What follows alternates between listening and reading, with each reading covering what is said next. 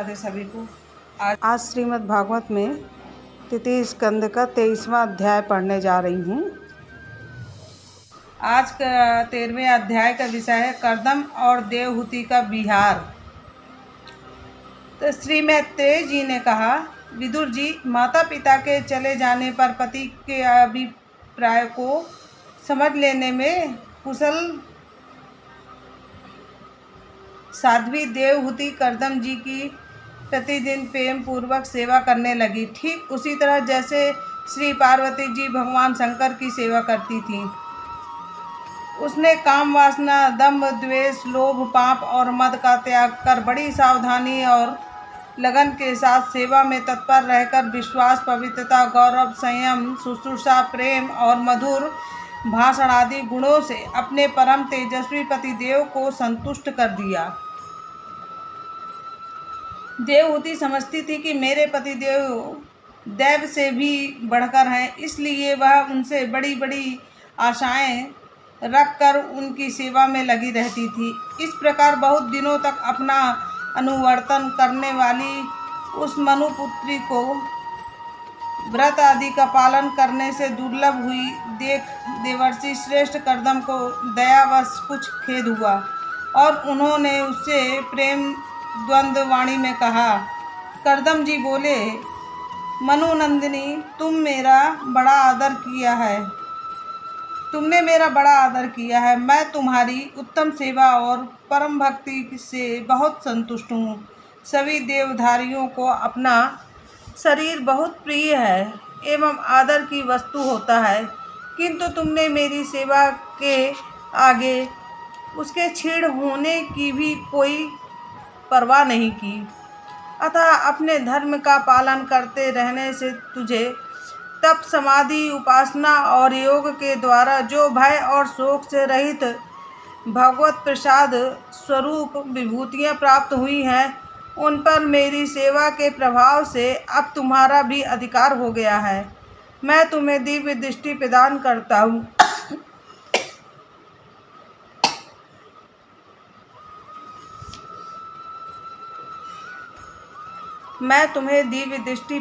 करता हूँ।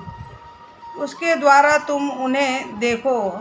अन्य जितने भी भोग हैं वे तो भगवान श्री हरि के भ्रुकुटी विलास मात्र से नष्ट हो जाते हैं, अतः वे इनके आगे कुछ भी नहीं है। तुम मेरी सेवा से भी कृतार्थ हो गई हो। अपने पतिव्रत धर्म का पालन करने से तुम्हें ये दिव्य भोग प्राप्त हो गए हैं। तुम इन्हें भोग सकती हो। हम राजा हैं, हमें सब कुछ सुलभ है। इस प्रकार जो अभिमान आदि विकार है, उनके रहते हुए मनुष्य को इन दिव्य भोगों की प्राप्ति होनी कठिन है। कर्दम जी के इस प्रकार कहने से अपने पति देव को संपूर्ण योग, माया और विचारों में कुशल जानकर उस अबला की सारी चिंता जाती रही। उसका मुख किंचित संकोच भरी चितवन और मधुर मुस्कान से खिल उठा और वह विनय एवं प्रेम से गदगद वाणी में इस प्रकार कहने लगी। देवहूति ने कहा, द्विज श्रेष्ठ स्वामी, मैं यह जानती हूँ कि कभी निष्फल न होने वाली योग शक्ति और त्रिगुणात्मा का माया पर अधिकार रखने वाले आपको ये सब ऐश्वर्य प्राप्त है, किंतु प्रभु, आपने विवाह के समय जो प्रतिज्ञा की थी कि गर्भाधान होने तक मैं तुम्हारे साथ गृहस्थ सुख का उपभोग करूंगा, उसकी अब पूर्ति होनी चाहिए, क्योंकि श्रेष्ठ पति के द्वारा संतान प्राप्त होना पतिव्रता स्त्री के लिए महान का लाभ है। हम दोनों के समागम के लिए शास्त्र के अनुसार जो कर्तव्य है उसका आप उपदेश दीजिए और उपटन, गंध, भोजन आदि उपयोगी सामग्रियां भी जुटा दीजिए, जिससे मिलन की इच्छा से अत्यंत दीन दुर्लभ हुआ यह शरीर आपके अंग संग के योग्य हो। क्योंकि आपकी ही बढ़ाई हुई काम वेदना से मैं पीड़ित हो रही हूँ।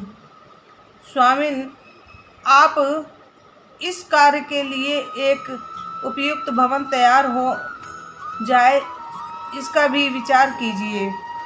श्री मैत्रेय जी कहते हैं, विदुर जी, कर्दम मुनि ने अपनी प्रिया की इच्छा पूर्ण करने के लिए उसी समय योग में स्थित होकर एक विमान रचा जो इच्छानुसार सर्वत्र जा सकता था।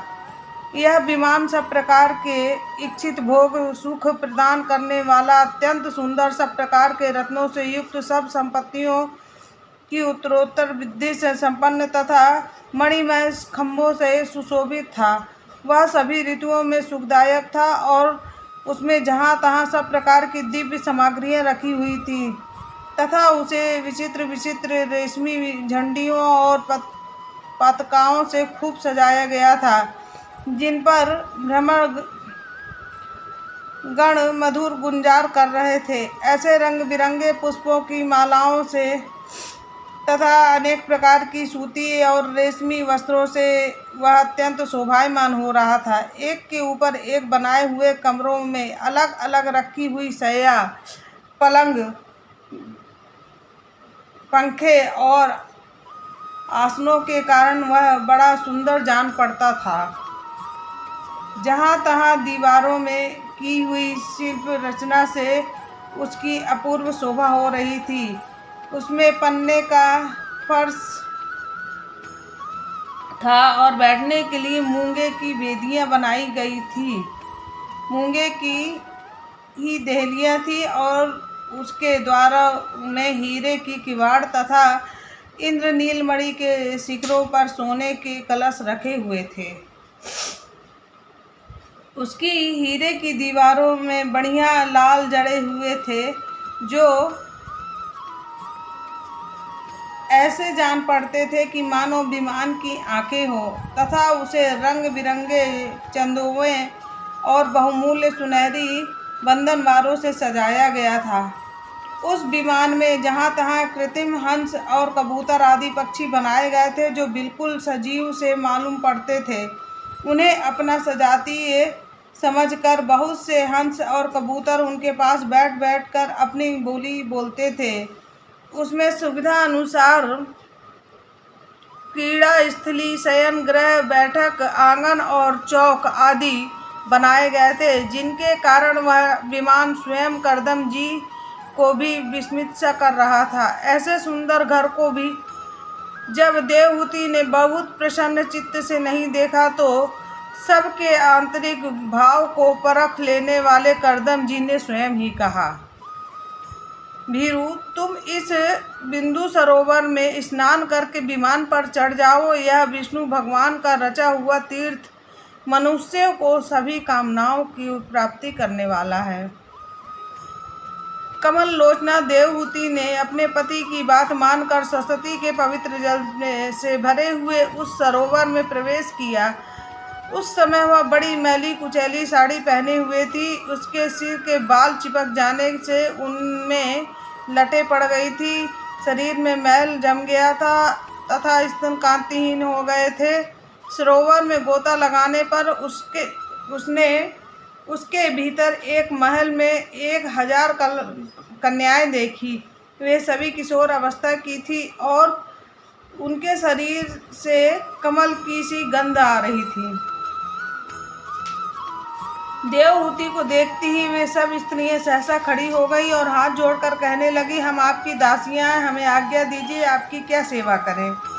विदुर जी, तब स्वामिनी को सम्मान देने वाली उन रमणियों ने बहुमूल्य मालाओं, मसालों और गंध आदि से मिश्रित जल के द्वारा मनखिनी देवहूति को स्नान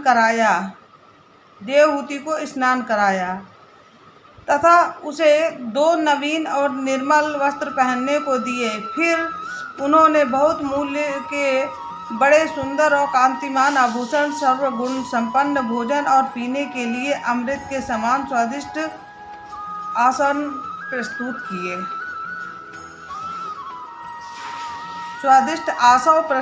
किए।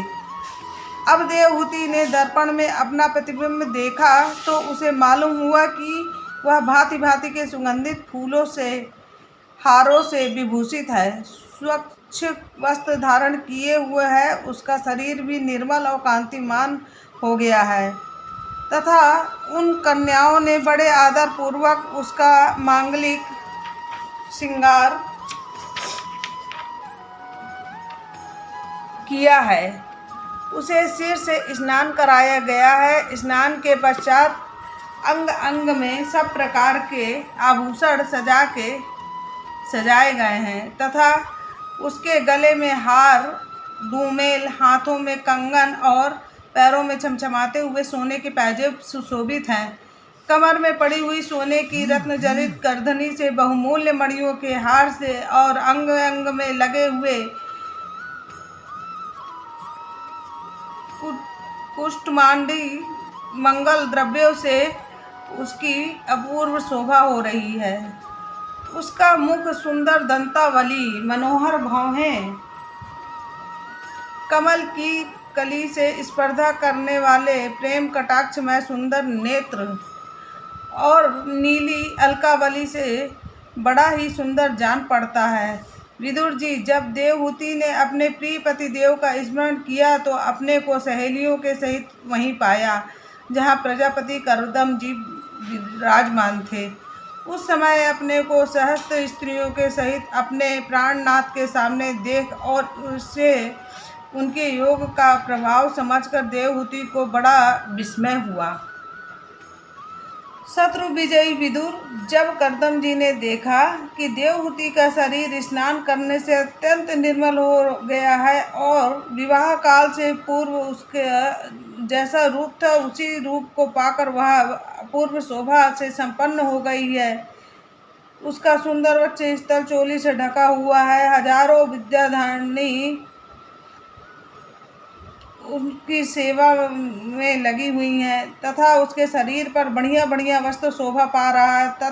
तब उन्होंने बड़े प्रेम से उसे विमान पर चढ़ाया। उस समय अपनी प्रिया के प्रति अनुरक्त होने पर भी कर्दम जी की महिमा मन और इंद्रियों पर प्रमुखता कम नहीं हुई। विद्याधारियाँ और उनकी शरीर की सेवा कर रही थी। खिले हुए कुमुद के फूलों से श्रृंगार करके अत्यंत सुंदर बने हुए वे विमान पर इस प्रकार शोभा पा रहे थे मानो आकाश में तारागण से घिरे हुए चंद्रदेव विराजमान हो।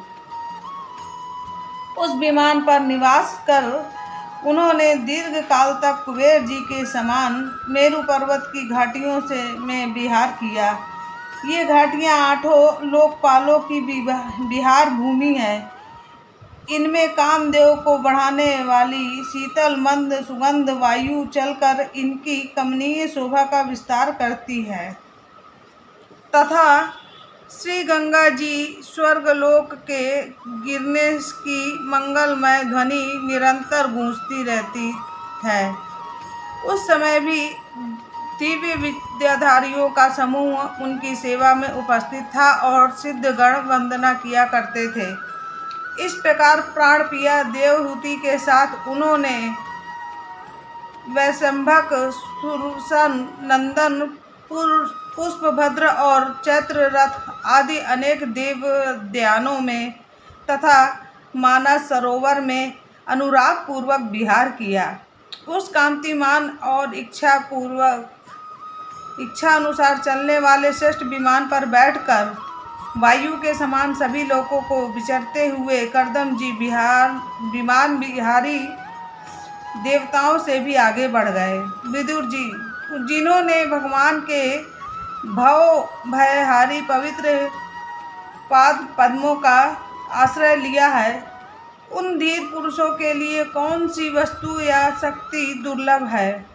इस प्रकार महायोगी कर्दम जी का सारा भूमंडल जो दीप वर्ष आदि की विचित्र रचना के कारण बड़ा आश्चर्य प्रतीत हो रहा था,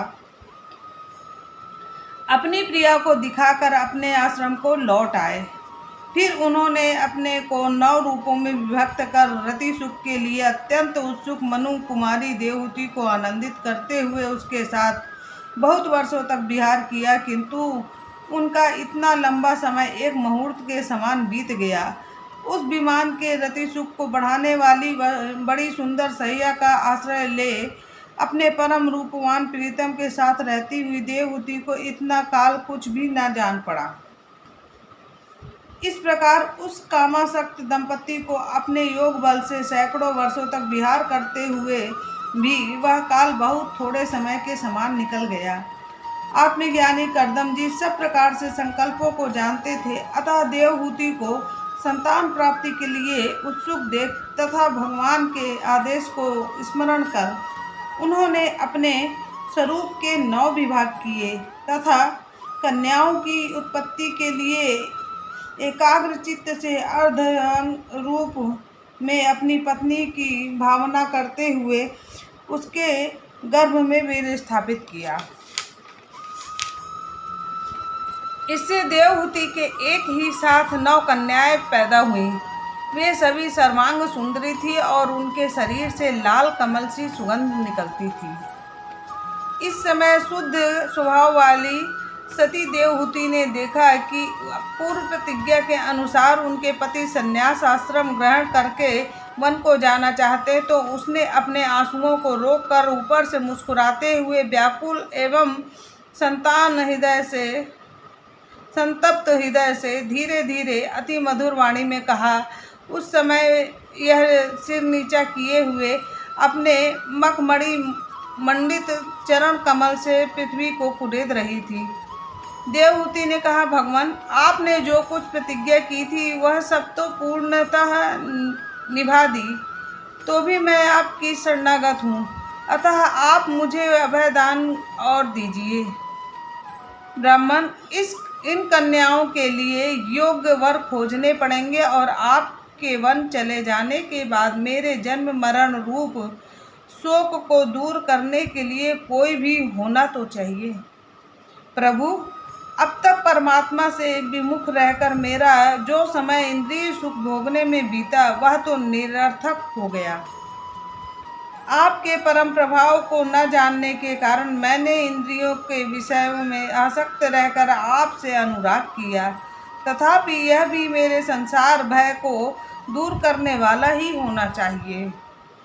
अज्ञानवश आसक्त पुरुषों के साथ किया हुआ जो संग संसार बंधन का कारण होता है, वही सत्पुरुषों के साथ किए जाने वाले असंगता प्रदान करता है। संसार में जिस पुरुष के कर्मों से ना तो धर्म का संपादन होता, ना वैराग्य उत्पन्न होता और ना भगवान की सेवा ही संपन्न होती है, वह पुरुष जीते जी मुर्दों के समान है। अवश्य ही मैं भगवान की माया से बहुत ठगी गई, जो आप जैसे मुक्तिदाता पतिदेव को पाकर भी मैंने संसार बंधन से छूटने की इच्छा नहीं की। ऐसा देवहूति ने अपने पति श्री करदम ऋषि से कहा। जय श्री कृष्ण।